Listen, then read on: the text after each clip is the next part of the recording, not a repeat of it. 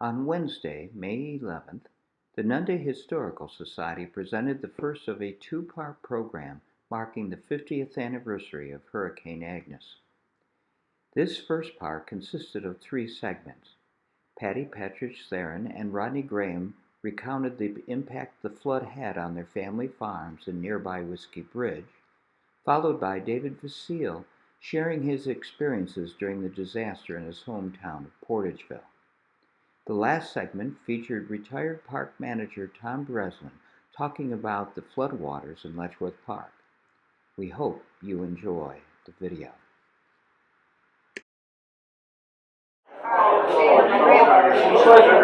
Since there are no more chairs, I guess we'll get started.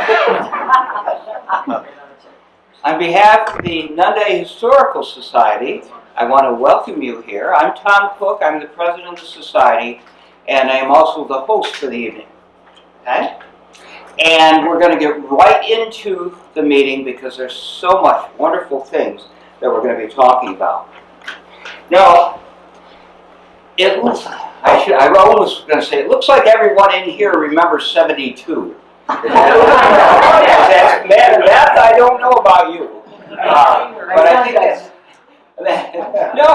there's most people remember 72. You may remember that spring. It was a very wet May. And then it got into June and people hoped for something a little better, and there was a hard frost. A hard frost came. And but it looked pretty good. This is the weather report for the Rochester area on June 18th of 1972. And you can see sunny, clear, mild, high 75. Now, I was hoping they'd give the prediction for the week, but they didn't seem to do that back then. Now they give it for what, 14, 20? They're always wrong, but they give it anyway. Well, then, of course, something was brewing down in the Gulf of Mexico, and by the day after that weather report, the first hurricane of the season, which they named Agnes because of the A, came ashore. It wasn't very much. It wasn't impressive, but it kept coming. It went to a tropical storm. It went through several times. They didn't still think that it wasn't going to do much, but we know what it did, and that's a rainfall map. And look where the purple is. Okay, right? Now, this actually is the map for the rainfall map for our area from the 20th to the 25th. Okay? And you'll see that in the upper Genesee Valley, there was below, south of Belmont, 14 inches of rain. And so heavy rain there, heavy rain in Pennsylvania. And we all know what happened, that what that rain did on top of soil that was already saturated. Statistics, from this impact. And you see New York, 40,000 families were reported having losses. Dwellings destroyed, 628. That's only in New York State.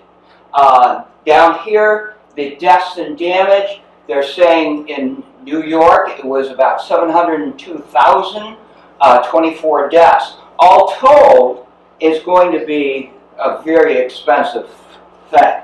Now, you are familiar, I'm sure, with the Corning story and maybe others in the Twin Tiers. This is a picture of Corning, the Glass Museum area, okay, down into Harrisburg.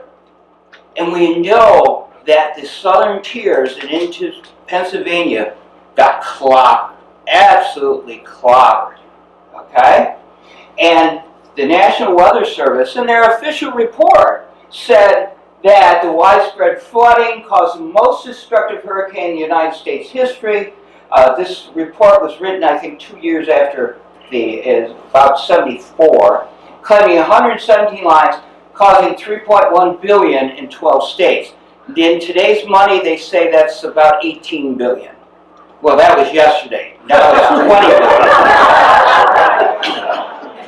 billion. So we know that things were bad. And you can, if you're going to look for information about Hurricane Agnes, because it's the 50th anniversary of this disaster, it's coming up in this June, you can find some books. But most of the books cover the southern tier.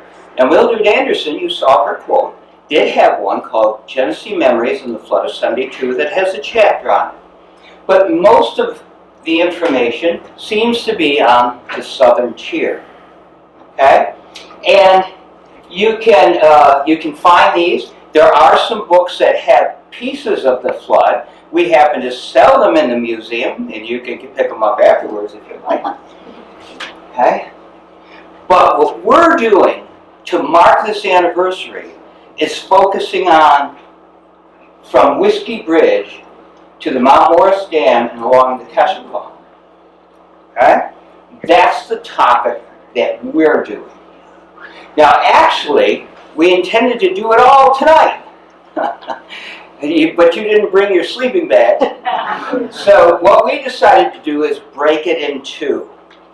Now, the first half you see, tonight's part one. We have Patty and Rodney and David and Tom are going to be talking tonight.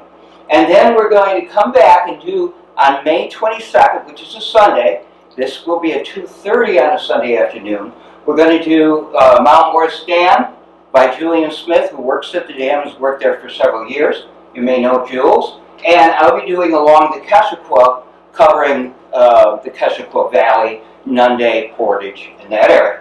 And then we're going to be showing in the back room the photo album of the Flood of '72 from our collection.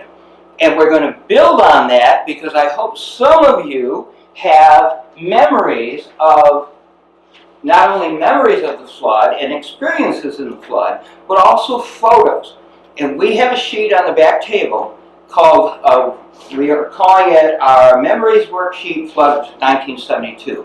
If you fill this out, we'd love for you to tell your story on here. And then there's contact information. We'll be in touch with you. We'd love to scan and copy pictures like you're going to see tonight so that we have them in our collection, so when they have the 75th and the 100th anniversary, there'll be people who can enjoy it and learn from it. Okay. I just wanted, just quickly, the photographs and videos you're going to see tonight, and you're also going to see on that Sunday, you see they come from a variety of families. Our society, Letchworth State Park, and the Army Corps of Engineers. And we have a special thank you, and we'll do that before the evening's out, for our speakers tonight. And some people have been very helpful in preparing this. Okay, so without further ado, I'm going to turn it over to our first segment. And I'd like to introduce two teenagers that were teenagers when the flood came. And I will turn it over to them. Well, thank you. Okay. You can help your Rodney. Hopefully I won't blow us all up with this. Get this working correctly.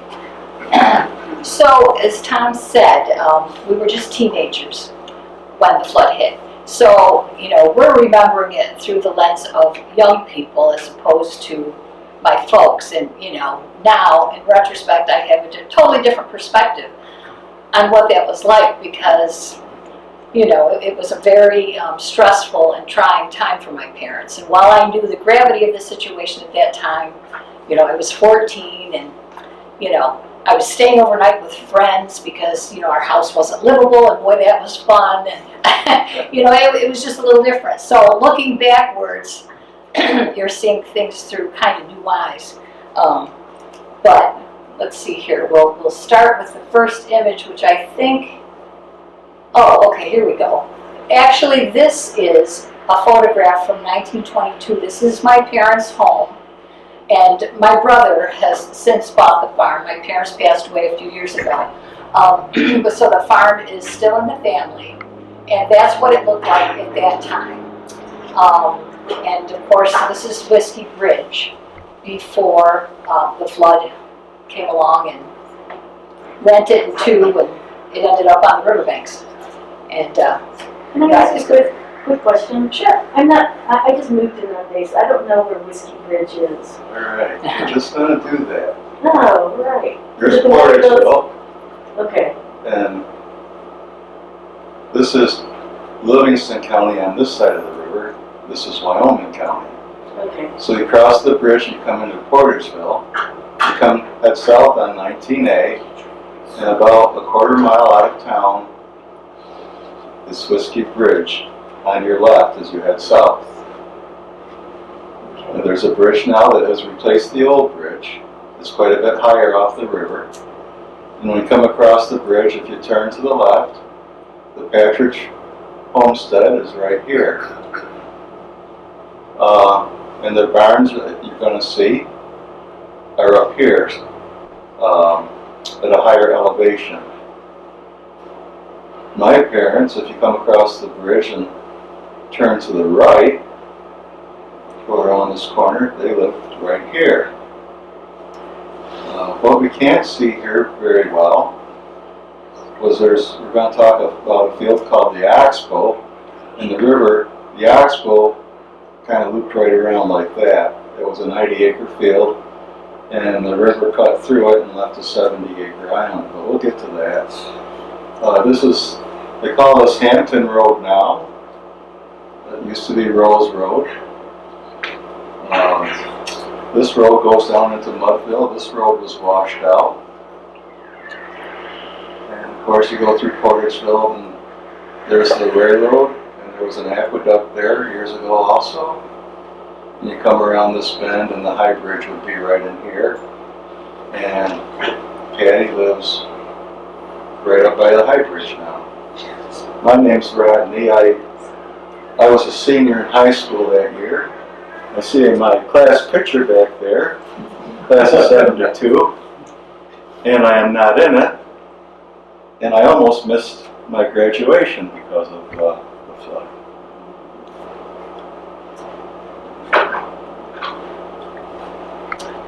Okay, and this picture was actually taken from Whiskey Bridge as the water was rising.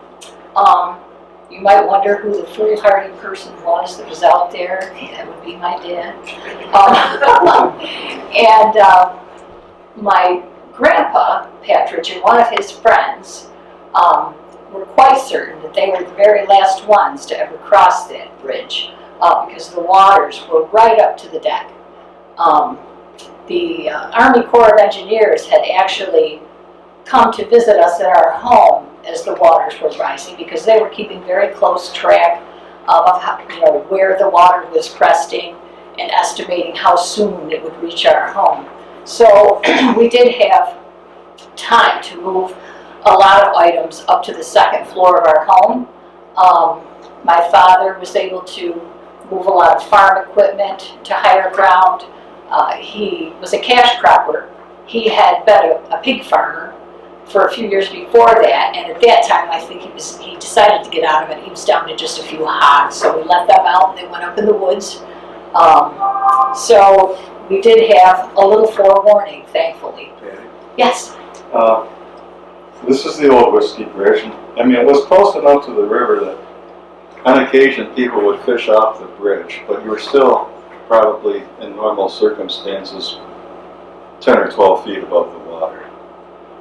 But this would be the east bank of the river, and when you cross the new Whiskey Bridge and look downstream and on this bank, there's still remnants of the original Whiskey Bridge. Let's see. Okay, I'm going the right way.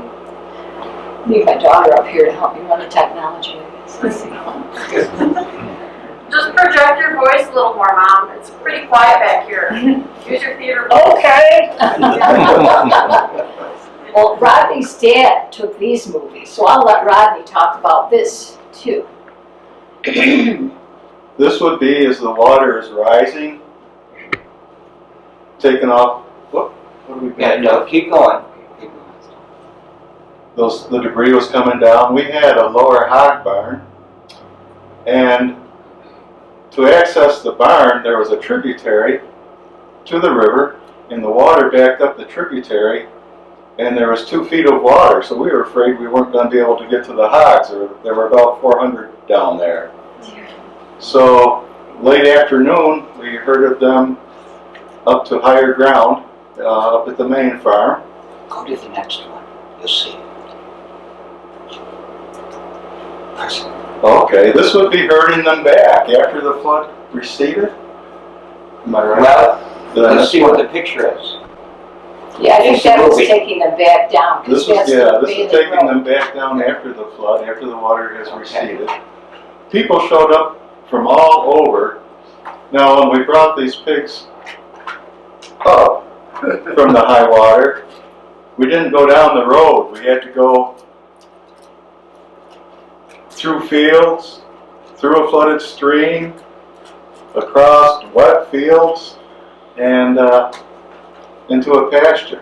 Rodney, click that and you'll get the rest of this movie, and then Okay, there's the picture you're looking for will be after that. thank you. Oh, there's my mom. That's There's Nancy my mom. Packard. Thank you, If Tim. any of you have herded pigs, it is not easy. I'm surprised it went so well. Well, actually, and you said on the way up, your dad drove the feed wagon, so they were following the weed wagon. That's right. You know, Feed wagon. So this is when they're going back. this is, yeah, going back. And the thing with hogs, if you mix, Oh my.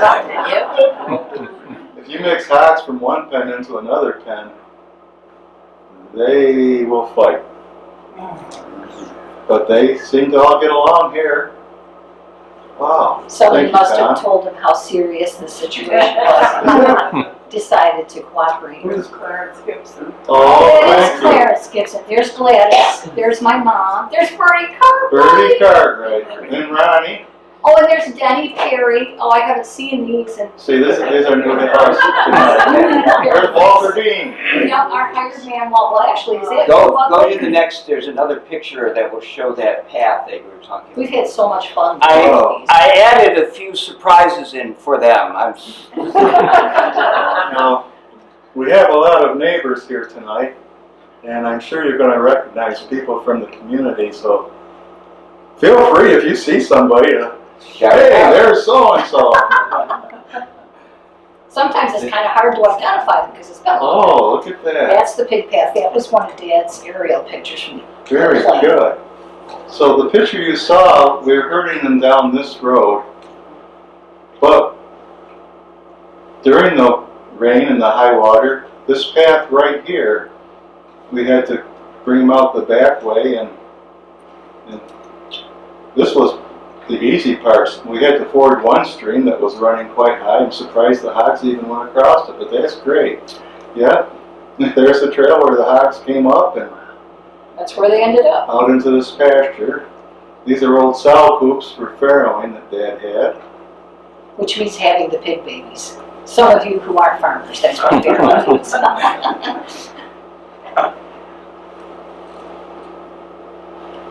Okay, and this is just more of the aftermath of the flood and the destruction of the bridge.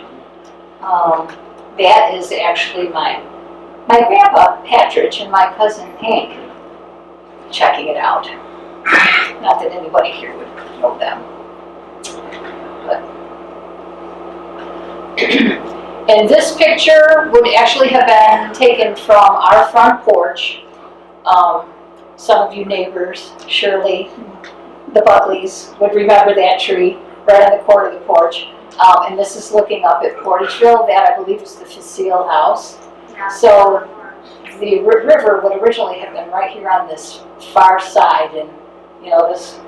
It washed a tree in there. And we'll be able to see how high the water went in some pictures that are coming up here. And this is looking at my parents' farm from the hill above Bolton Road. This is their feed mill. And the water actually rose once and receded and then rose again. And the second time it crested, it was a little bit higher. My sister-in-law, who's here tonight, lives in the family home now with my brother. And the high water mark that my dad had on the wall is still there. And it was about 5 feet 4 on that first floor. And, you know, the elevation is pretty high because it was probably, how many feet up to the first floor from the ground? Well, it's probably up 4 or 5 feet off the Yeah. ground. And my sister-in-law told me today that she went out to one of the barns to measure the roof line because we were curious. In one of the next pictures, you'll see that barn. And the second time the river crested, it went all the way up to the roof line of that finished farrowing house. Let's see. Now this picture is from Portageville Hill, and as Rodney observed the other night, somebody must have had a telephoto lens to get it this close up because it's probably, what would you say, half a mile from Beeville anyway, maybe more. But that's probably about as high as the water got, which was high enough. And interestingly, we were always amazed that with all of the debris that rushed down the river, not one of the windows in that house broke.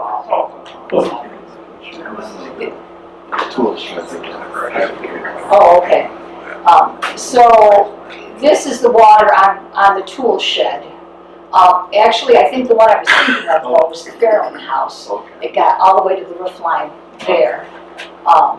And as I mentioned, we were able to put a lot of valuable things up on the second floor. At that time, we had a very old-fashioned kitchen with a pantry with shelves and glass doors. And one of the interesting things that happened was during the flood, a bottle of ketchup floated off one of those pantry shelves and ended up across the room on a windowsill. Weird. And this is my mom. Yep, Nancy, looking rather grim, wondering what's awaiting her if she gets back to her house. Going to your home. What a feeling. Yeah. What are we going to find? And this is Bud Howe. Yeah. We have a frog in the audience. Likes the water. Okay. So yeah, she was probably anticipating what was awaiting her, but she was about to find out, which we'll see. Now this is, of course, as the water was starting to recede. You can see that a water line here. But we were thinking that, in fact, it actually was, I think, even a little bit higher at its highest point. You see, it was like about the same height as the height of the swing set. Yeah, you know, when the river is raging like that, it develops foam on the top. And this, what you see here, is residue from that foam. There was a better picture. Yeah, it's I don't know, coming did you up. get it? Okay. Let's see here. The mulberry tree? Oh, it's gone now. And this is my mom and Bud Howe again. This lovely stuff here is slick, nasty silt, very slippery, and when it dries, it's very smelly. And oh yes, this is the foam I was telling you about. It looks like a root beer float, but it doesn't taste like a root beer float. And this is my dad, Ronnie, with a life jacket, the only one with a life jacket, because he never learned how to swim. We always ribbed him about that, because here he was, a river farmer, and he never learned to swim. But, okay, and this would be at the end of original Whiskey Bridge, which would have been right about here, on Bolton Road. That was one of my family's barns as well. And after the waters receded, this plow here, this was right outside this barn, and the waters turned it right upside down. It was that strong, the current. And this is the feed mill above the farm that I pointed out in another picture. As you can see, Dad had moved equipment up to the mill and thought that that would be high enough, but it turned out it wasn't. So he took a lot of things, the combine that you can see here, that he took that to the top of the hill eventually to get it out of the path of the water. Okay, and this crop is a potato field. It was actually land, my dad had leased a little bit of his farmland to Walt Mellenbecker, and maybe some of you recognize that name. He was a potato farmer. So, you know, goodbye to that crop. And let's see here, what did we decide this was, Rodney? Was this Marquardt's field? I think That's up at the feet mill. oh, you're right, that's right. Yep, this is just water that surrounded the feed mill. And Graham's farm would be over here on the other side of these trees. And I'll let Rodney take this. This is, in fact, Rodney. You can see the old deep cut right there for the railroad. And this road was a public road, and it went back to the field, the Oxbow field. It skirted along the river. Over here it was clay, and you drive over that about a dozen times, and then you would break through that. So here's how we got to the field at one time. This is a portion of where it cut through the Oxbow. I say it was a 90-acre field, shaped like a U. The river went around it, and what it did was it cut through it on the north end and left a 70-acre island. Which you still have to access from the other side, you said, right? Yeah, actually we crossed it from the old, we crossed the old riverbed now to get to it. And when you're on the river, everything is in jeopardy. You just farm the best you can, and you know, we've had, the last high water was, real high water was January '96 that did a lot of gouging. A lot of ice came down the river, there was snow, had a lot of rain, so we had snow melt, rain, ice went out of the river. We ended up putting a dike in, actually in one field, to keep the river in its banks, and now it actually wants to cut in behind the head of the dike. So we're dealing with that. So this picture, there's another picture up in the back. It's about 5 feet long. The cut through the field is quite a bit worse than this, actually, where this photo was taken. When the waters receded, the river went back in the old channel. But that winter, there was an ice jam downstream, and it put the water through this channel, and the water's gone through there ever since. For 2 years, we crossed the river to get to the field. We'd find a shoal, and hopefully in low water we could cross and get to the field. The first year we did it, we had a couple of friends. A couple of my friends came over to see me, and they were able to cross the river in a pickup. The following year, they came over to see me also, but what they didn't realize was we were no longer crossing the river there because it was too deep. We were crossing downstream a little bit. So. But anyway, yeah, it's so let's see, what's next? Oh, that is my dad standing in one of the big craters that the river dug out. I mean, it's incredible how deep they were. And Lord only knows where those trees came from. Yeah. They could have come, you know, from far south. But another thing, Probably those craters would be right here in this area. Yeah, Where yeah. the river wanted to go straight. Yeah. Now, this road was totally eroded.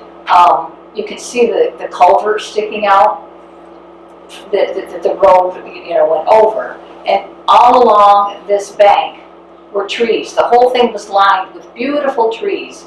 And that was one of the things that I found the most distressing. I mean, it was all distressing, but the whole landscape had changed, And when you live in the country and on a farm, it's just part of who you are. And I can remember standing up on Portageville Hill with my grandmother, because I had stayed overnight with her a couple of times, where the bowling alley is, and looking down and just crying because nothing looked the same, and nothing would be the same. And it's just strange the impact that has on you.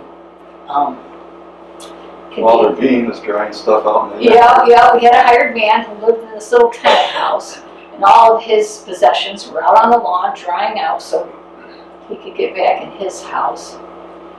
And there it is. That's the house Walter lived in. Again, there's that culvert, and the road would have been way out here. And they were able to eventually, you'll see in some upcoming pictures, some construction equipment. They were able to rehabilitate the land and reclaim some of that lost land. I'm kind of surprised that they could do that back then, because I know now, my brother has a field that has been cut into by the river, and it's just plain lost to him. He's lost quite a few acres as you did, and he still has to pay taxes on that land, but he can't do anything to correct it. He had thoughts of going down, hiring somebody with a bulldozer and grading out a gravel bar so that the river would sort of return to its original course, but you can't do that without the DEC say so. And we're still experiencing problems. If you travel south on 19A, go past Whiskey Bridge, go by Bluestone, there's about 4 horse houses on your right. There are actually 2 Bluestone mines just south of Portageville on 19A. There's some pretty large bluestone blocks that are very visible from the road if you know where to look. And as you travel south on 19, you go through Bluestone and you make a turn to the left, and there's a park bench right there for the greenway. Well, if you look, you'll see a lake there, and that's called an oxbow lake. That's where the river used to run, and the old riverbed is now what's referred to as an oxbow lake. And that's fine and dandy, but last fall we had about 3 inches of rain in about an hour, and there's a culvert right by that bench under 19A, and it washed so much sediment into the old riverbed that now where that culvert feeds in, instead of continuing down stream like it used to, it went into that oxbow lake, and now where we cross the old riverbed, I have water running across that. I've had permits before where you could get in there with an excavator, do just a little bit of work. Now it is a federal wetland. So I'm working with Wyoming County Soil and Water, and they are working with Army Corps of Engineers in Buffalo. There's a low spot in the oxbow field, and as that oxbow lake rises, the water table rises. So I've got water right across my field in one low spot because of the rising oxbow lake. Now, I have nothing against the oxbow lake, but it would be nice to control the depth of it. I have nothing against beaver, and except they can be very destructive, and they don't need a permit from the DEC. They can raise all the havoc they want, and it's fine and dandy. Anyway. The effects are still felt, right? That's correct. Oh, this I think, Shirley, is Lynn. Isn't that Lynn? Your daughter? It could be, yes. Peeking down over the bank Yep. there.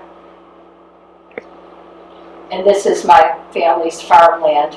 I think all those little white things you're seeing are seed The potatoes. potatoes.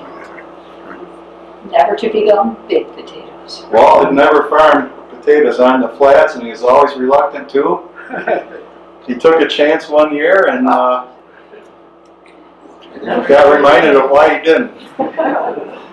Potatoes are a very expensive crop. Very expensive. But as we talk about this, we have to remind ourselves, there was no crop insurance back then. You bore the brunt of it. There was not FEMA back then.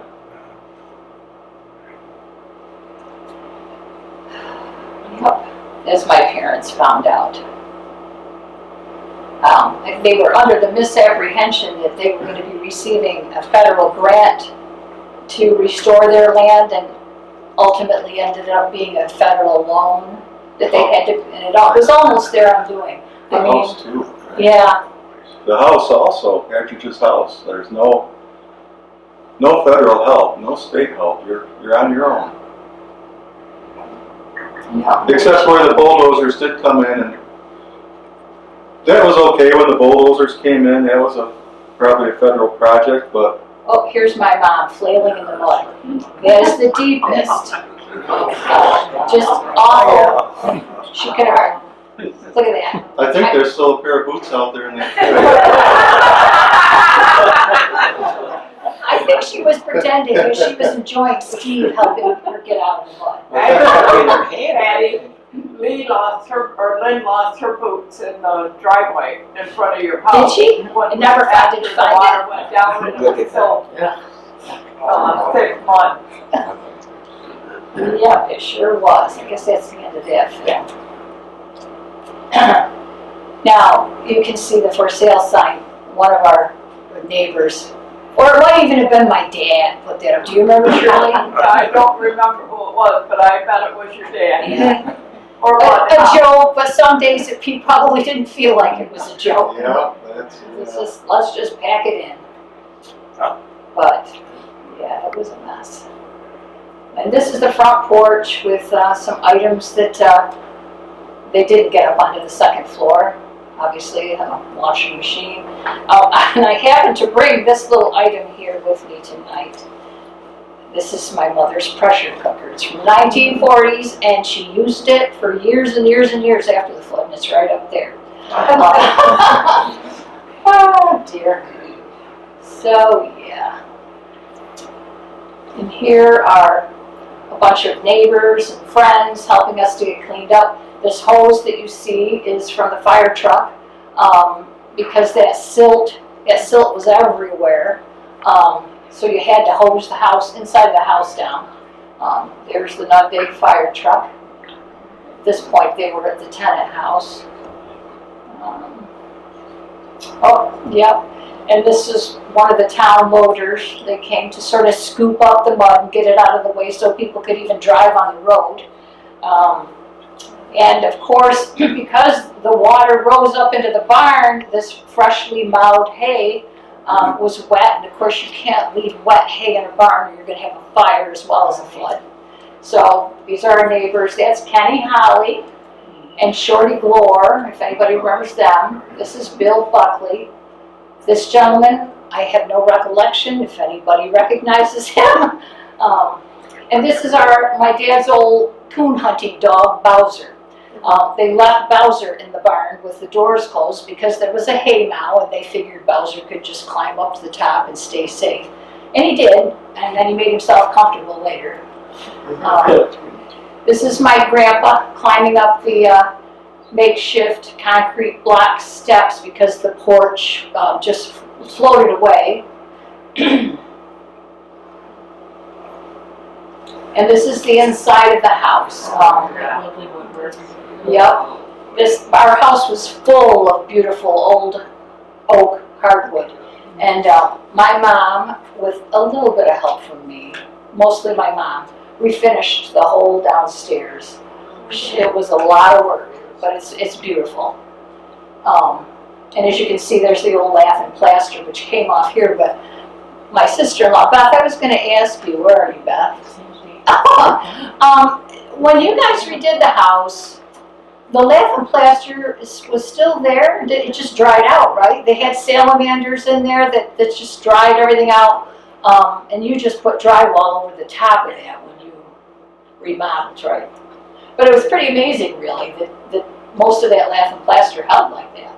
The floors did not survive very well. They had oak floors too, but they all buckled, so they had to pull them up and put down subflooring. I don't know, it was boots that was hard, but Charlie Chip can. That is the whoops, I think that went too fast. That was the old pantry in our house, some canned goods and some books drying out. And this is again the kitchen. That old refrigerator, believe it or not, still worked. And they redid the kitchen. They put the kitchen in this front dining room, but they kept that old fridge in this back room for, drinks and stuff. And it worked for several years after that, amazingly. But you can see where the wallpaper washed off.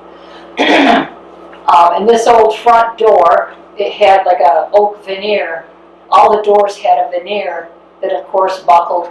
And you can see the nameplate of the original family who built the house. H.M. Bolton and Jeff and Beth still have that nameplate. They gotta put it back up. And just another picture of the inside of the house.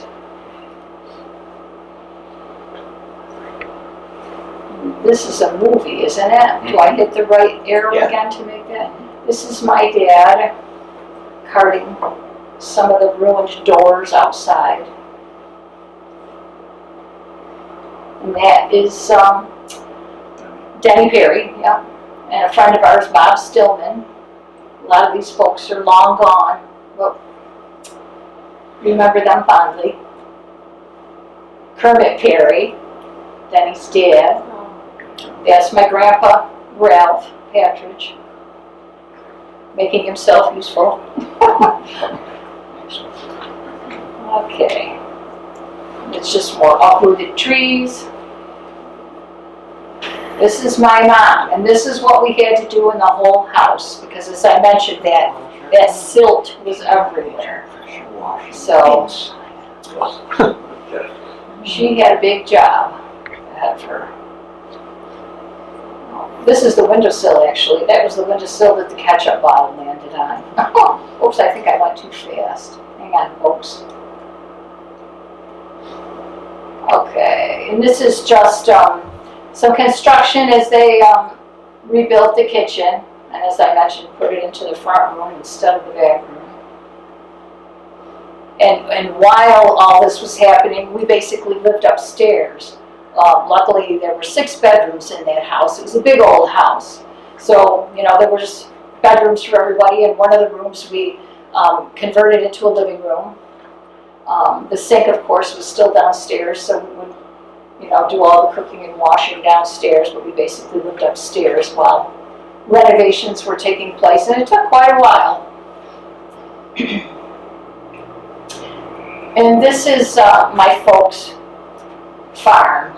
This is the tenant farm that we spoke about. This is where the river cut into the bank and washed out all those trees. This is the house, the red barn.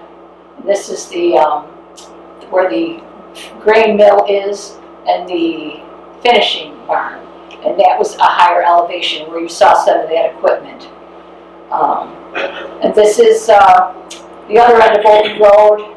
Whiskey Bridge would be right about here, and Bailey Road would, proceed along here, and Rodney's farm would be out there somewhere. Yeah.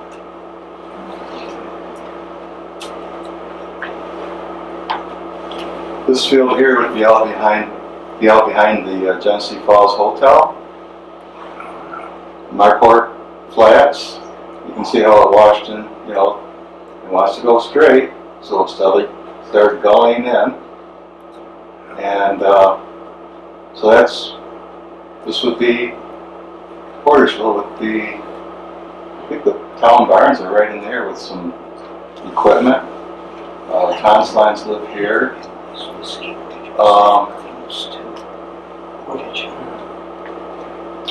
Yep. And that, of course, is Pennycook Road up here, if any of you are familiar with the area. And along the river bank here, just as an example of how nature will have its way, it raised the level of that riverbed so much, it brought in so much stone that where we used to be able to swim in water over our heads, my dad had built a raft that we could dive off and swim on. I used to take my pony in there and ride him and swim around, and we used to have a ball down there. And the riverbed just totally changed. It was, you know, maybe just up to my waist, and it wasn't that much fun then. But it's just how things change. And this is the construction equipment that scraped off a good deal of the sand, as you can see over here. Luckily, apparently, after speaking with my brother, because he farms it now, and I really didn't pay too much attention to that at that age, but he said that mostly it brought sand in on top of good land, so it didn't destroy that lovely river bottom topsoil, which is so fertile, luckily. So they were just able to scoop a lot of the sand off and remove it. But the hard part was restoring the bank and fixing all of that. And since then, a lot of trees have just grown up, and they're just about as tall as they were before the flood. Because of course that helps with erosion too. Where 4 or 5 inches of sediment got deposited, where there wasn't much current on work fields. The top 2 inches would dry out, but under that would still be greasy. So sometimes it took 2 tractors to pull one set of plows just to get enough traction to get it mixed in.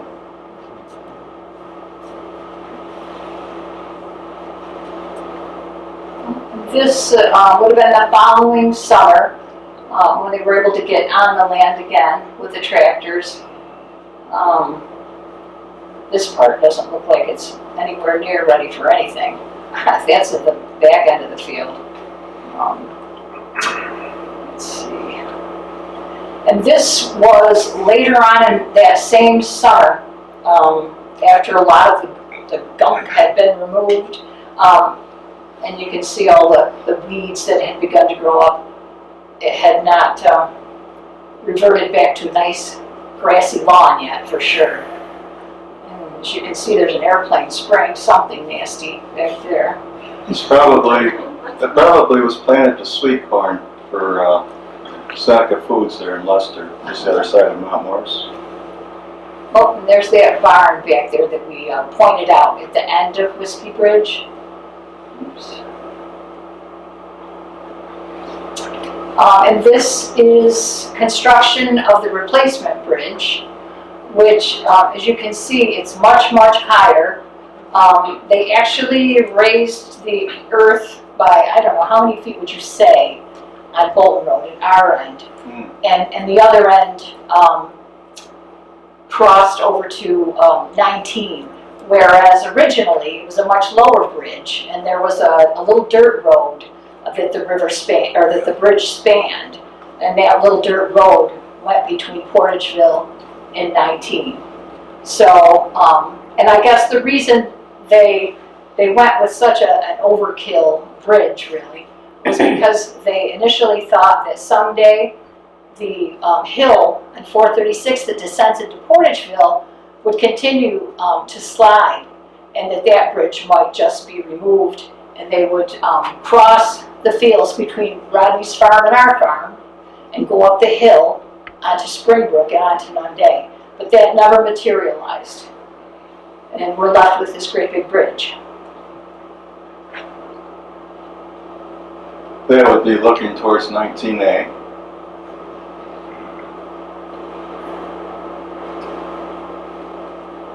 There's some very brave gentlemen. And that's the bridge as it was completed. They had the guardrails up and...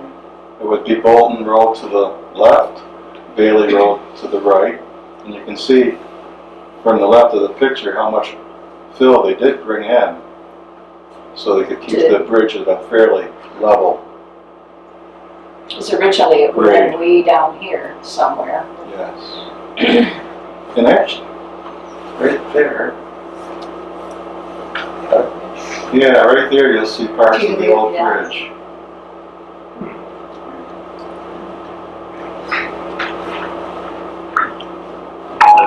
Oh, you probably want this one too. You know more about them. Okay. Well, this puts things in perspective. Here's Portageville. Here's 436 coming down into Portageville.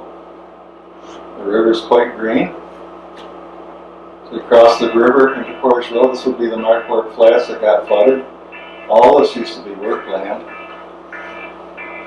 Come up, 436, hits 19A, head south. There's Whiskey Bridge, Bowling Road, the Patridge House. It got flooded so badly. And there's the higher ground. And if you turn to the right, this is Bailey Road, and this is our home.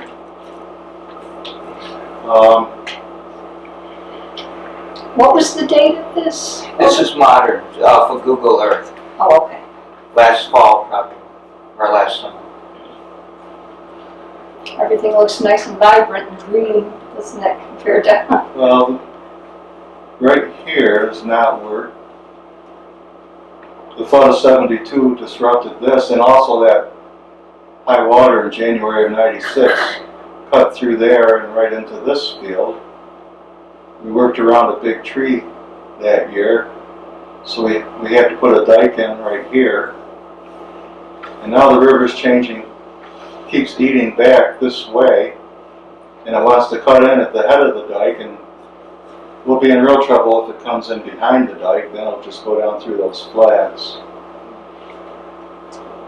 And that's that gravel bar I was talking about that my brother wanted to try to eliminate because it's eaten into this field that he works. No, you can't really quite see the oxbow there, the field that it cut through, but it would be right in here. By golly, I am mistaken. You can see the oxbow. Thank you. The river used to go right here around the field like this, and we accessed the field through these woods and right into the field, to the 90-acre field. And right there is where it cut through the field.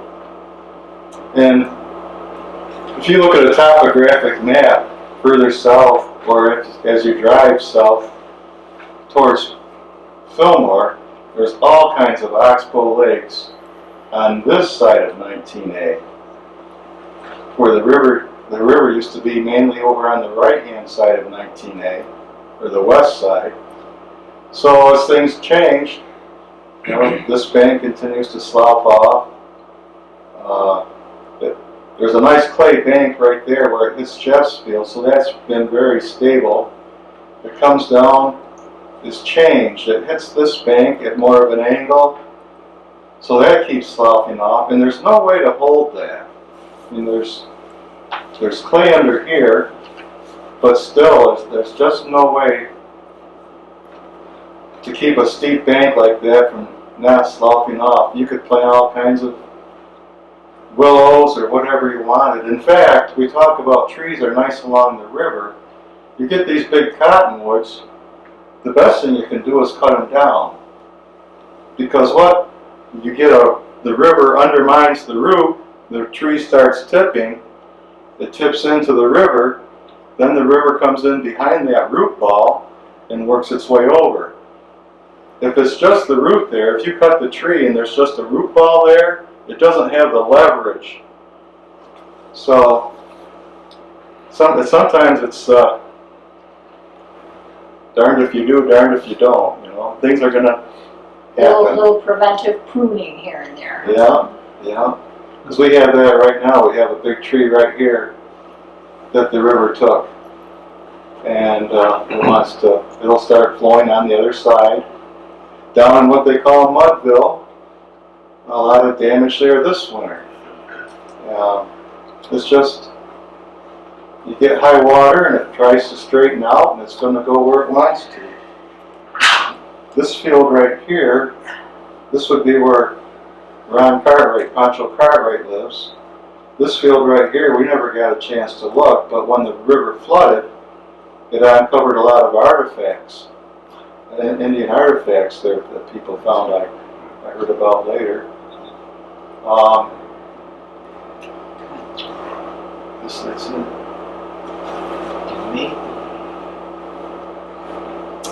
Okay, that is a more modern day picture of the farm at the top. As I mentioned, my brother and his wife Beth live there now. This is the way the property looks now.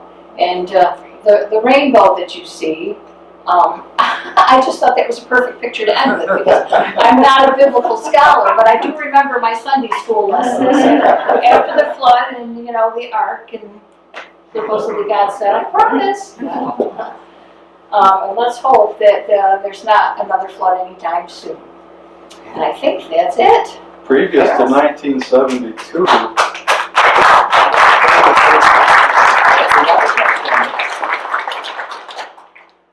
You want to go ahead? well, previous to 1972, what was it, 1909 there was a bad flood? 202, there was a 1902. 1902 there was What a bad happened to that flood. picture? Is it in with Dave's? Yes. Oh, good. Yeah, but There's a great picture you're going to see in Dave's picture. Thank you. Okay.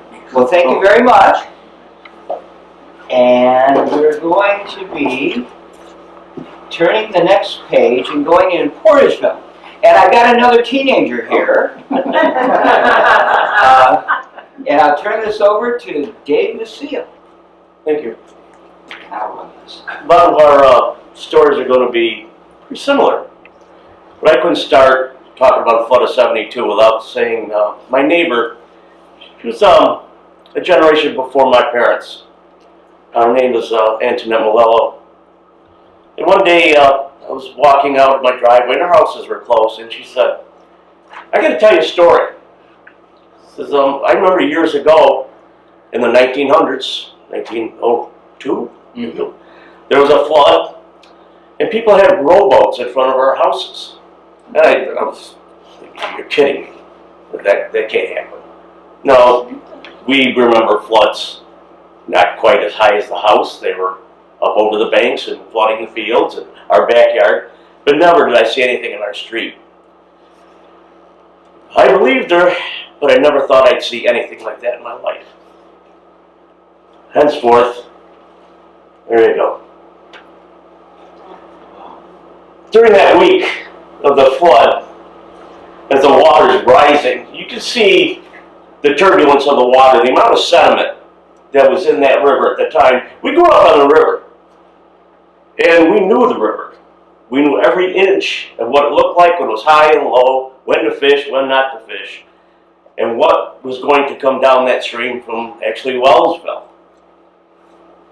The amount of sediment in here was just different. We all knew it as kids.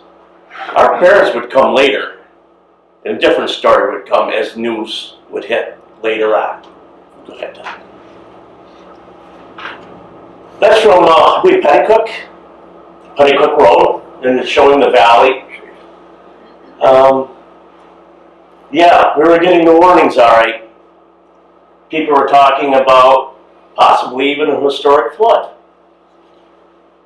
Wellsville, the news from Wellsville, the Houghton area, and all the towns upriver were starting with something like this, but worse even. So, go ahead, Tom.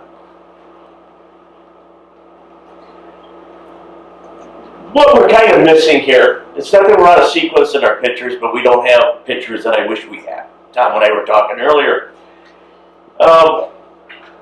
This is a path I took. This is not my house, it's called the Hotel House here. It was owned by a hotel. The next house was ours, and the next house after that would be east. Would have been Antoinette Malolo's house. As the warnings to get out and we're relocating, and there was chaos. But my dad wasn't around. And I was getting worried. So I told my mom, we were staying at the top of the hill by Dad's friend's house at the time. I said, look, drive me down. I'll go look for my dad. And we didn't know what was happening. So as I come down the street, it was blinding lights. You couldn't really see into the street past the hotel. And I said to this guy that was standing there, he ended up being like a civil defense guy. Look, I'm going down. No, he said, you're not going down there. Well, we argued. I said, well, catch me. So I ran down the street, not realizing that I'm in knee-deep of water. That's something, again, I've not only never seen before, all of a sudden, Antoinette Malolo's story is coming true. As I took the higher ground, a little bit higher on that side, of course, what you're seeing now is a real high river, but it was lower. I went around the back of this house by this cedar tree here, or hemlock, I guess. Went on the back side of it, and there are cellar steps. Went down the steps, and the cellar lights were on, and my dad was at the farthest corner of the house. I thank God I saw him. I said, come on, we gotta go. And he put his head down, and he said, yeah, I know. And he says, go ahead and I'll catch up with you. And he had his hand on the electric box, on the main switch. And he said, let's go. And I'm going up the stairs, and the water's pouring down the cellar steps. It looked like Letchworth State Park. There's the waterfalls. We're up, Dad, we're out of here. And we walked back. And eventually, he stayed down below. I had family down there, my grandparents and aunts and uncles. And I went up with my mom to a friend's house. The monitor was on. And we could hear more and more chaos. The time of the chaos, the fire whistle's blowing. Again and again. Of course, this time we have a fire. That area there was Rourke's garage. Surrounded by water at that time, a garage decides to catch on fire with gas pumps, obviously, in the front. How did it happen? Well, I guess you can assume gas, fuels, pilot light. There was an apartment, I guess, above that. If you're old enough to remember Andy Reisky, he had the garage before, and then it became Rourke's garage.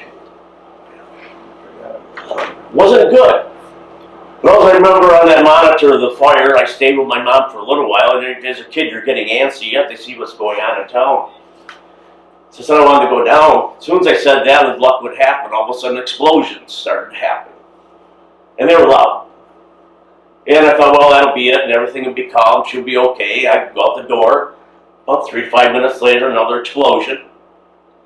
And she didn't want me to go anywhere. I said, look, I'm going down there, we'll find out what's going on. I just couldn't believe what I was seeing. There's no way possible. They sold Alice Chalmers tractors. They sold gas out front, they fixed things. They had a nice garage. Go ahead, Tom. You can see some of the devastation. Here's some smoke still in the background. The water at this point had receded. I think that was the first time when you were talking about the water went down. It was padding. It went down and it came back up again. There you go. So the water did go down, came back even higher. At one point it was above the railings here. And that house was also owned by the hotel, I believe, at that time. There was a tree that unfortunately made entrance in the rear part of that. It was also a large tree. And our backyard would be to the left. Again, 3 houses. You really can't see our house probably in any of these pictures. Yeah, it was nice there though. As Patty said, we were kids. They used to call us river rats. Well, there was a reason for it. We were always there. Go ahead, Tom. An interesting thing to mention that we talked about too, the Genesee Falls Hotel that we could see in the earlier picture, which was behind that house, Right. that had just changed hands. Right. Like the day they Exactly. just signed the mortgage, and they were celebrating, and Yeah. people were Yeah. trying to warn them. The New York State Bar Association was actually having a meeting at the hotel at the time the sale was going through. So, again, total chaos. These are our two maple trees. They're beautiful, huge, well-shaped. The Malolo house is the farthest one. You can see the porch there. Antonin Malolo was telling me that story right off of that porch. That's why everything here is just so, it just comes back so fast and so good. I can't remember what somebody would say to me right from now, tomorrow, and you want me to repeat it? No, but I remember everything of this. Everything. Yeah, it's totally different. Totally different. It's actually hard to look at. There's a little zoom lens. I think Wayne Gillen, I believe, shot this with that zoom lens we were talking. You want to know who shot? I believe it was Wayne Gillen. He was our town supervisor before that he was a county sheriff. And Teresa was, his daughter gave me these pictures to show here today. Thank her for that. Thank you. Go ahead. Our town hall. Frank Oliver's restaurant. They didn't get it, it was close. Town hall sure did. Next house down there is John Malolo's appliance store, and then his house, and then it was the Oliver house, but that was being rented. So Bill and Vicki Oliver owned across the street from us. Go ahead, Tom. Backyard of the old fire hall, which the Olivers bought as we relocated our fire hall to the top of the hill a few years before that, about 2 or 3 years before that, I guess. You can see back to John Malolo's home there. I don't know what that is. I think it could have been just some structure that floated in, but we're still trying to figure that out. We probably never will. Go ahead. The Billings house is no longer there. My friend Bill put a new house there back in the 80s, I guess, late 70s maybe. So the Tosline house would be to the left. That was one of the lower houses in our neighborhood right there. So if we had,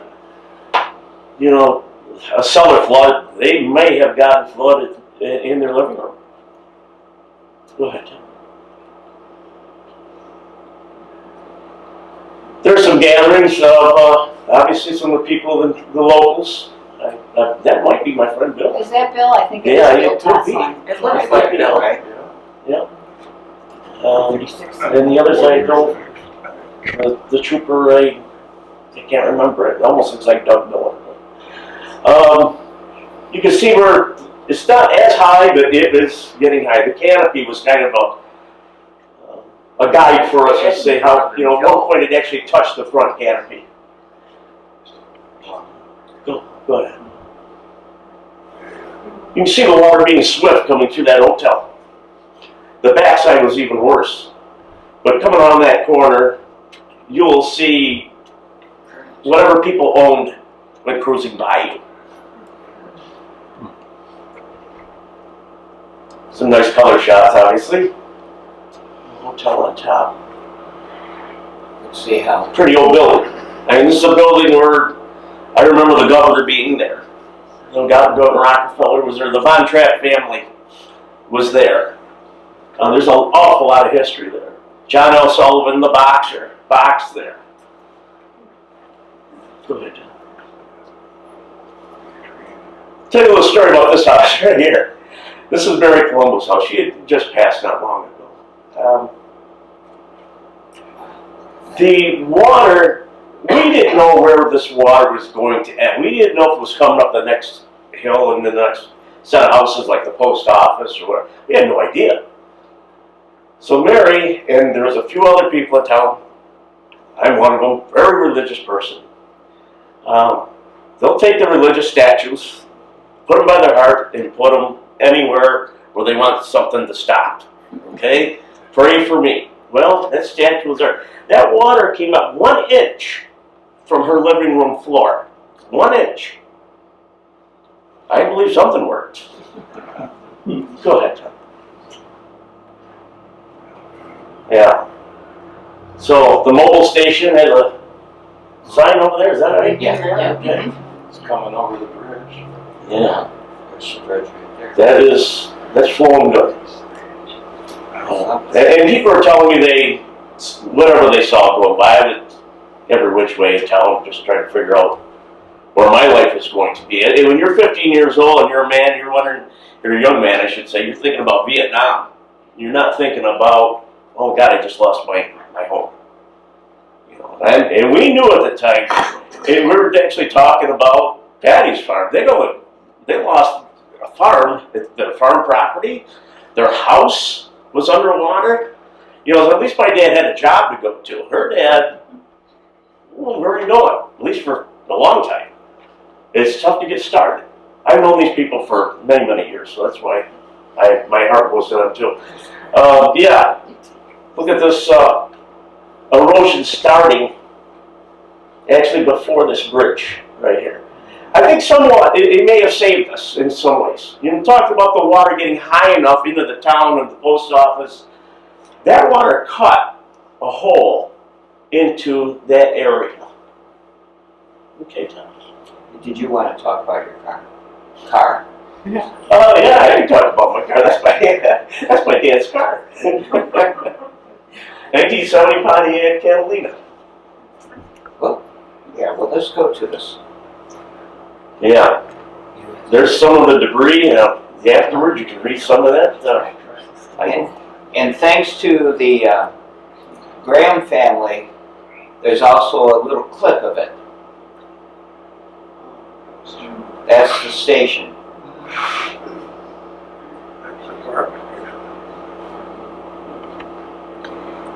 And behind that building, I don't think this clip shows it, but there was actually a tractor. Rob, you remember, up almost in a tree, if you remember that or not, but it was upside down, I think, into a tree. I think the newspaper had a picture of that. The Monday News actually got a hold of it. Oh, really? Somewhere, I think they did. And look at that gas pump. It looks... Pristine. Yeah. Like the wash. And I think the price was 25 cents, if I was to know. Wow. Yeah, there's your, I think that's what kind of saved us. And I say that, our house was flooded, but the next level. So you're saying that kind of broke a dam that was forming? Yeah, I'm not an engineer, but I would, it had to help. Release the flow. It did restrict it. It didn't, less of a dam than backflow that water. Looking at this picture, they said that a house trailer took out Whiskey Bridge. Okay. Wonder where that trailer went, and maybe that's what. Well, that bridge, like I say, it's wound up like a pretzel, so it still sits there. And I do take pictures of that often, but go ahead. Yeah. Again, tough to look at. At the time we lost this bridge, we also lost the Whiskey Bridge. If you're sitting in Portageville and you want to go to Nut Day, what do? You got to go to Perry. You're not going to Fillmore. Yep. It's probably an economic boom in Wyoming County after that. There we go again. Dirt they're bringing in. And I had no idea what was on the other side of that bridge, but you can see the fill starting to come in to help fill the end of that. Now the park brought in, Tom Breslin here from the park, they brought in an awful lot of soil. I watched those trucks dump load after load after load, and then the state highway also. Within no time at all, that baby was filled right in, and we had a path to Nunde again. Was there a little, like a lot back there where those cars are? Before they dumped a lot of gravel and stuff there and blocked that, was there an actual, I remember. There used to be a road there. Yeah. The road on top? Yeah, Yeah, that went up to the high I bridge remember that, over the yeah. park, yeah. Yeah, and that caved in, so. This is kind of a bad memory for me, but I used to play on that piano right there. This was the Oliver house. They had 3 children. They're my age. We'd go inside, just goof around. Again, that house was being rented by the people originally from Pennsylvania. But it was still Bill Oliver's home. And and there he is. They had just what we did. We put everything in the front yard. We had a pile, we call a mountain of junk, I guess, and then we hauled everything at the dump.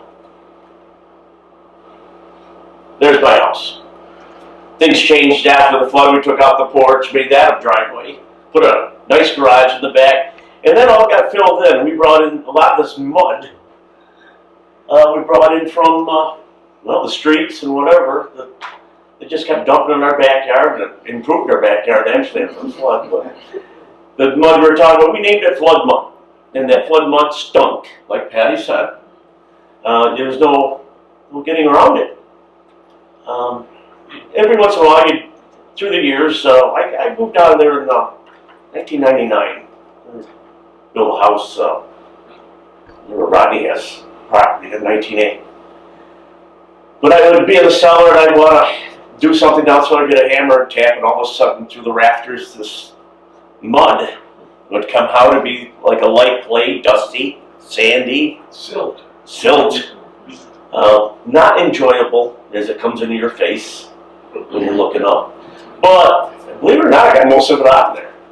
And the house had a lot of improvements. At the time, we had a tool shed down towards the back. My dad said, hey, get some of that stuff out of there. We had a rowboat. We had that tractor. Tractor was bought across the street from John Malolo's appliance store. He also sold the Islander lawnmowers. Well, that's as far as it got, I guess.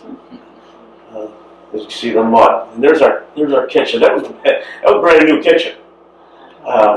Just got the cabinets and everything from carpet, from everything from Nunde here, the lumber yard. Those were 2-year-old cabinets. They didn't look it.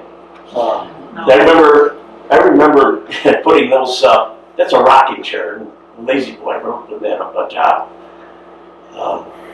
Yeah. Again, bad memories for me. Thank you. The Malolo house.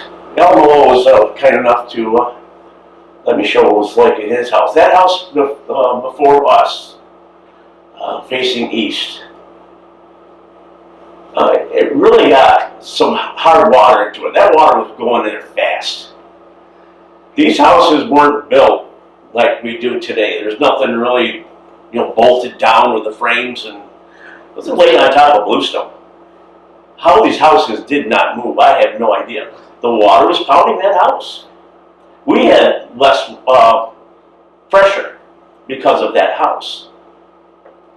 But we made it. You can see the destruction as it just twirled things around. Oh, let's go back one more. Let's go back once. Okay. It's a nice look at the bridge from, I believe, Petticoat again. Yeah, this is after the flood. And yeah.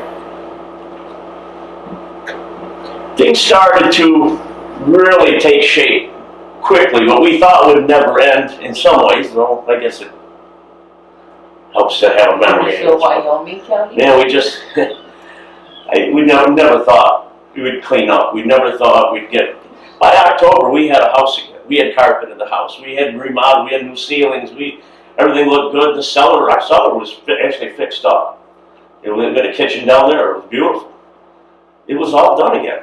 It was in the neighborhood the same way. The grass was growing. Somebody from Rochester newspaper came down. I remember talking to the guy. He said, I can't believe what you guys have done here. This is unbelievable. It's like nothing ever happened. And, yeah. I guess at the bottom it says, one of the sleepless nights led to groggy days. Everyone was tired, tempers short, and all agreed without a sense of humor they never could have made it. So true. So very true. Yeah. Okay, Tom. Okay, well, thank you, David.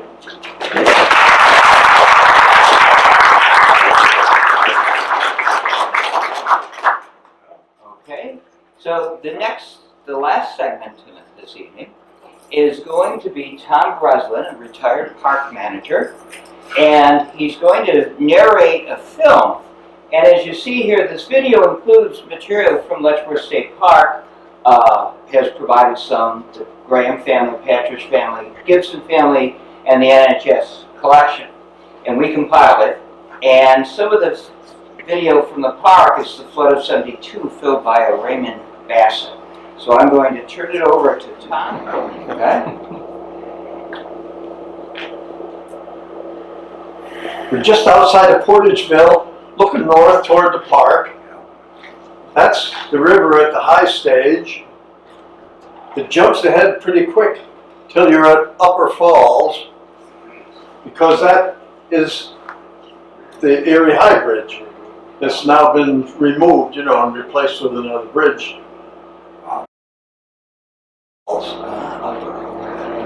The staff in the park, nobody was really affected by the flood. We used to leave the office, go down and watch the river rise, and we're just dumbfounded at some of this stuff. Because nobody had ever seen a river that high, and I guess nobody here ever has either. But it just kept this huge amount of water. And this type thing here, supposedly is where slabs of rock were torn loose from the riverbed and tipped up by the force of the water and washed on downstream. Yeah, but that mound lasted for a long time. I was there and could see it, and it was like 20 feet high. And yeah, there were huge waves. Now we go to the Here again, Middle Falls. It's too bad there's not sound. Yeah. Yeah, so you can hear the yeah. Looks like chocolate milk when it's like that. Yep. Yeah, that's about what it looked like. It was that brown water, full of silt, moving down, going over the falls, and eventually you'd see stuff like that. See the tree drop in? That was, I think, quite a bit of the damage in the park was eroding the side banks and dumping some of those huge trees sideways into the river. And I think probably they ended up at Mount Morris Dam. There goes another tree. Now this is a site that was, I think, kind of early. And then this is the same area at the height of the flood. You got, this is the Lower Falls area. This is what they call, this is the flume. And there's the bridge. And it comes up to the footbridge. There's the bridge. That's the footbridge there. The river gets there, right up to the point where it was washing the capstones off the bridge. These things here, they lost some of those capstones, and that's all. That bridge hung in. But the trail on the other side of the river washed out. That had to be replaced. But this is the river up against the footbridge.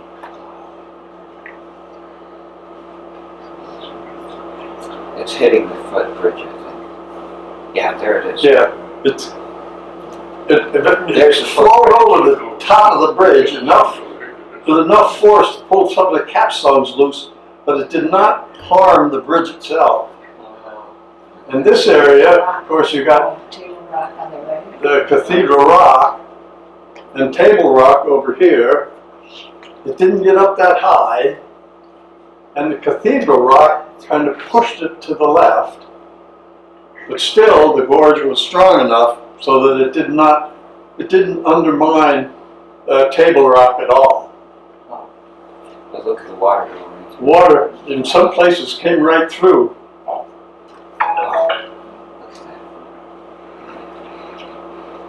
Yeah, there's a shot before. This was normal. And then that's what it looked like at the height of the flood.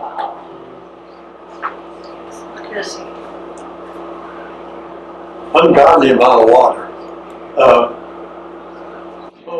After the flood, I don't know, like 3-4 days afterwards, our Warsaw Fire Department was in Portageville cleaning houses. I was shoveling that mud out of 3 houses that were along a street down right close to the river in Portageville. I think there were just 3 houses there in a row, and they got a tremendous amount of flood damage.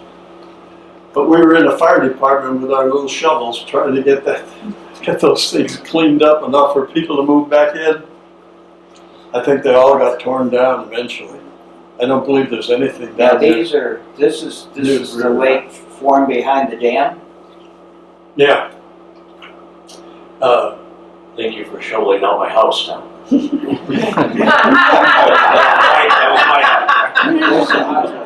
Yeah, that's the one. It was? Yes.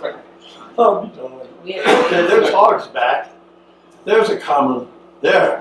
Wow. That's a before and after. Yes. Hogs back, It's almost like that in '93 and. probably because they held it behind Yes. Mount Morris Dam.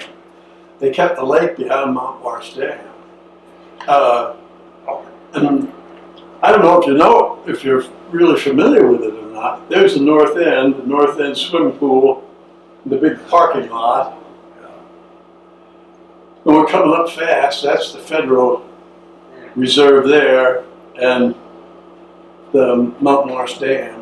And all the debris behind it is all those trees that are picked up by the floodwater and brought down here. Standing at the top, it looked like it was just like inches from the top when we watched, when we saw Yeah. it. And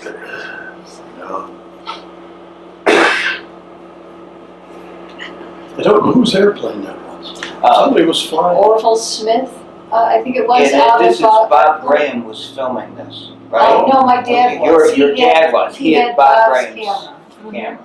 Yeah, this was the Orville Smith from off Short Track Road, headed towards Short Track. Oh. That's a cool But this is the early stage of the flood going over Middle Falls. There's that. And There's that one damage area. this is Upper Falls. Yeah, it's this overlook here was the one that the stonework on the front of it was pretty well damaged and washed out. So this picture is taken from the plane by your dad, and it's looking back toward the south end of the park. Yeah, looking toward Portageville. Now, that lake, of course, is made because of the dam. Yep. Right. And there was a lot of damage in that part to the land, that it had an impact on Oh, the yeah. land in there. Oh, yeah.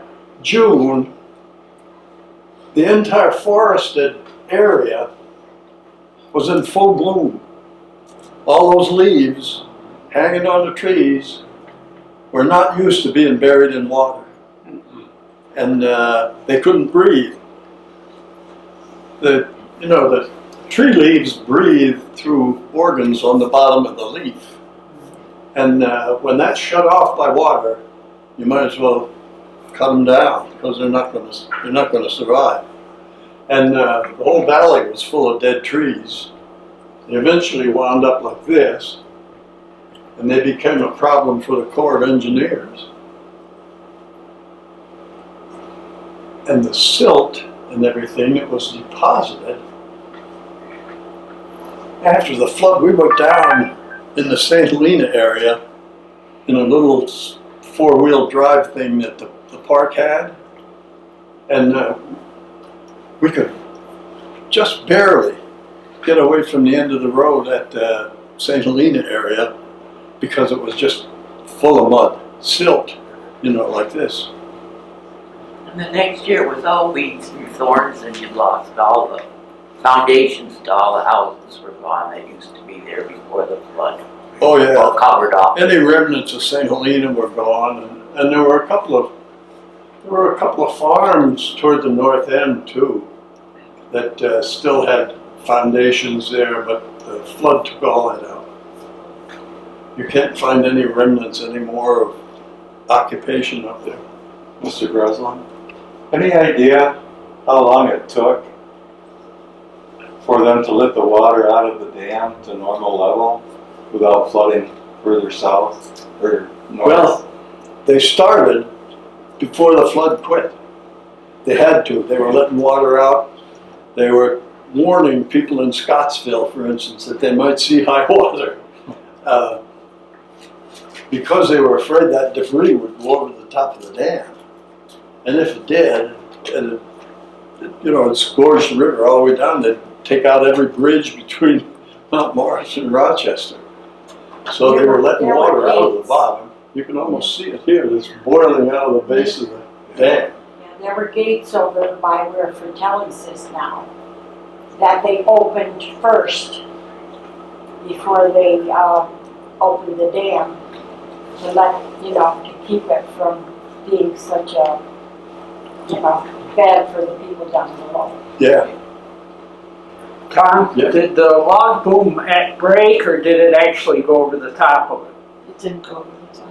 No, they didn't let it go over the top. No, did the log boom they Log had boom. across, the chain they had across to stop the logs, did that break? Or did it go over the top of it? I think that the debris either went over top of it or it didn't exist at that time. I think that's something they added after the flood of '72, when they were faced with this much debris. They figured they better plan ahead and have something to intercept it. Because that stuff was right up against the dam, and the Corps was panic-stricken over the idea that, that if it got up over the top, it would really be a mess downriver.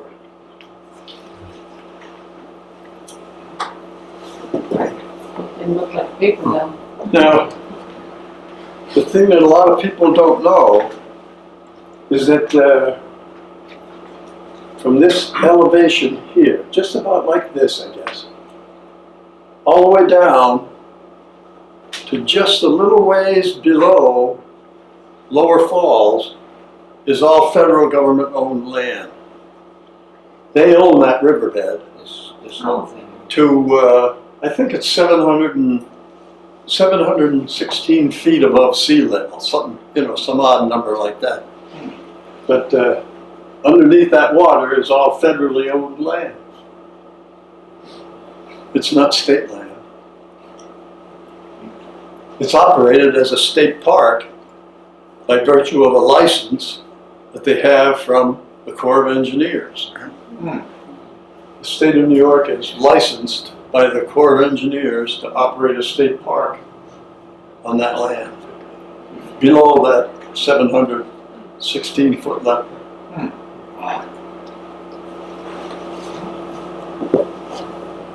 It's quite a pond when you think about it, from the dam all the way to Lower Falls. Is this the paper mill falls in here coming in? Creek In by the Gibsonville area? Yeah, It's Gibsonville. right there. It's gotta be the outlet. Yeah, the outlet. Silver Lake Outlet. Yeah. Boy, that's something. Uh, I did want to say that Juliana Smith, she's in our next segment, part 2. She is going to give a step-by-step, an inside view of, I say view, she won't be inside the dam, but she'll be behind the scenes view, minute by minute, so to speak. She's using the logs and using their photographs and things to recreate what they went through up through the dam, the flood, and afterwards. So that's where we're going to pick it up next time. But tonight, I want to one more time, could the speakers stand up, please?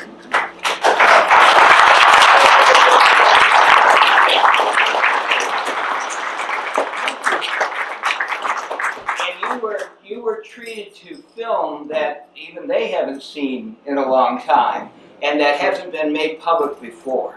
So I hope that you enjoyed it, and I do want to mention a couple things. One is, thank you very much for them, our part 2, and I want to go back to that quote from Mildred Anderson. If you think about what they were talking about this evening, there's 2 themes here. There's the power of the river, and we saw that all the way through. The second theme is there was another power, and it was the power of the people, the resilience, the humor, getting through this, our friends and neighbors, and the things that you did during the flood. That's the type of thing that we would like memories shared and pictures shared. But it's a remarkable time in history that we should preserve for future generations. And these folks have helped to do that. And this will be a videotape that will appear on our YouTube channel, which is Nunde History. And then part 2 will appear after that time if you can't come. But please, if you can come on the Sunday, please do so. The folks will be here you can talk with, and you're welcome to look around the museum, and make sure you look at the pressure cooker. That made it. Thank you very much. Good night. What do you think? The Nunde Historical Society would like to thank all the families and individuals who provided photographs, videos, and information used in tonight's talk. Special thanks to Patty Patridge-Theron, Rodney Graham, David Vasile, and Tom Breslin for their wonderful presentations.